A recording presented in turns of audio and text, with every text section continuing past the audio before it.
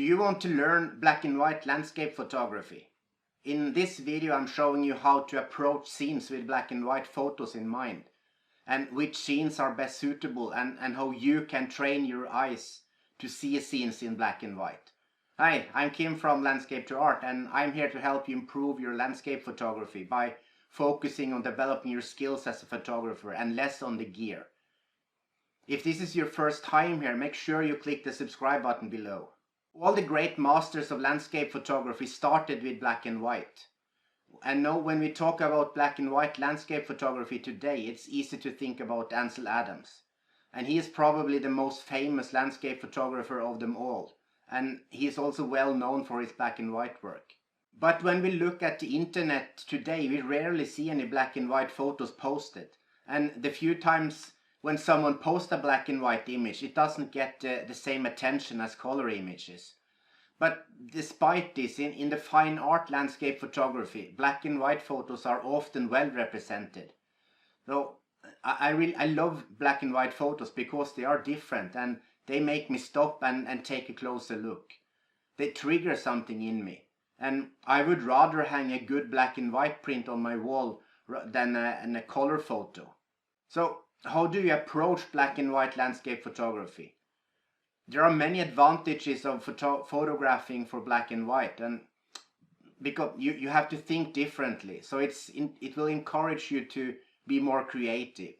And because of this, black and white photography also helps you improve your composition skills. And then post-processing of black and white photos is also a great way to improve your editing skills, because you have to learn how to work with tones and contrast instead of colors.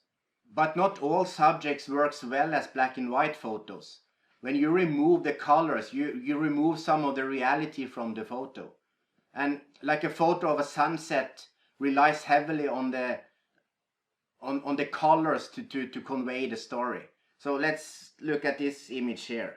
So this is a sunset photo taken around the golden hours, and you can see there is a lot of nice colors in this image here, orange and purple and blue, and converting this image into black and white doesn't make sense, because now it lacks the punch, it lacks the story with this photo here is the colors. So such a photo definitely works best in black and white. In black and white, we rely much more on shapes and forms and textures as the building blocks in a composition. And it's a lot more about working with contrast, looking for contrasting objects in the composition. And of course, this is not easy, so you have to train yourself to visualize a scene in black and white. Before you take a photo intended for black and white conversions, you should consider this if the scene is suitable for black and white, or it's better as a color image, like I showed you with the sunset photo. And in an image like this, with this very saturated red flower and the green background, it's a lot of contrast. It's worked very well as a color photo, but if I convert this into black and white, it's just doesn't work well. So this is a good example of a conversion that's not intended for black and white, because the green and the red colors have the same gray tones. So it's not a pleasing or interesting image. So definitely this one is a color image. So now the question is, how can you learn to see in black and white? Seeing a scene in color and trying to imagine how it will look in black and white is kind of hard, it's difficult. It takes a lot of practice. But one way to help you in this process is to set the camera profile to monochrome. And with the profile set to monochrome, you will see a black and white version of the image in the viewfinder or the LCD on your camera. And when you see the scene in front of you in black and white, it's much easier to see what's going to work or not. A monochrome profile setting is available in most cameras. When you use this approach, you must remember to set the camera to save the files as raw files. Because with the raw file you will have all the color information intact, even if the profile is set to monochrome. But if you save the file as JPEG only, all the color information will be lost, and you cannot get it back. So it is possible to set the camera to save both RAW file and JPEG, and in this case the JPEG file will be converted to black and white according to the settings in the camera profile. So now when you import the RAW file into Lightroom, the RAW file will show up as a color image, and which you know can convert to black and white. And here are some examples of black and white conversions and what type of photos that works best as black and white images. This is a photo that has a lot of contrast even in color. The white petals of this flower and the kind of darker green as a background. And if I convert this into black and white, it still makes a good contrastful black and white image. So here it's about contrast. So looking for contrast is important in when you convert it to black and white. And here is an example of a shape.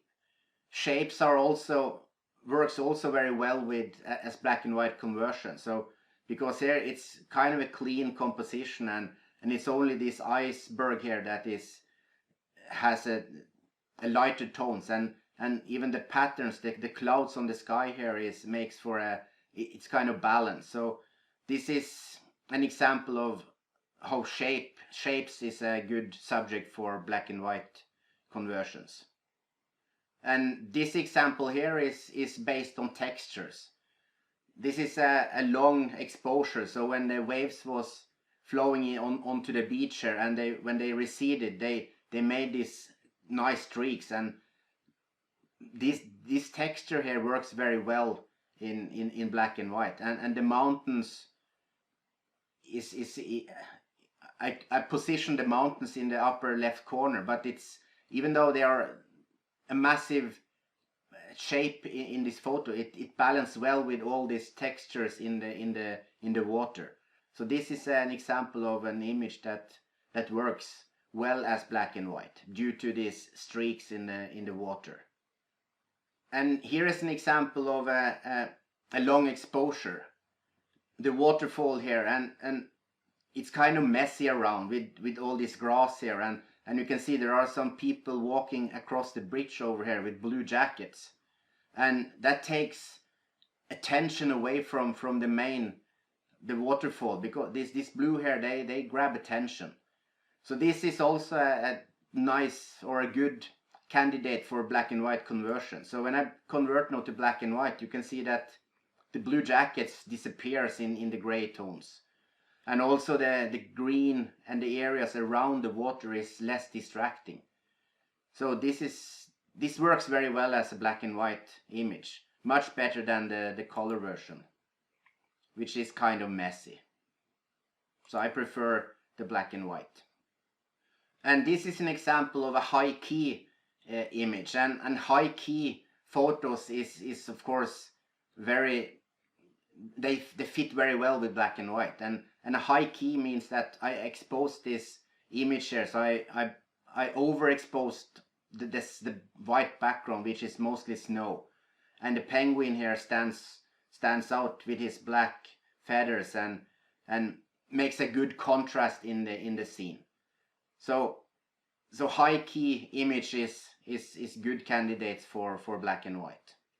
And this is a night scene, a skyline, and with all the contrasting lights here from the buildings, the artificial lights from the buildings and the reflections, it should work well as a black and white. As you can see when I convert it, it's a lot of contrast.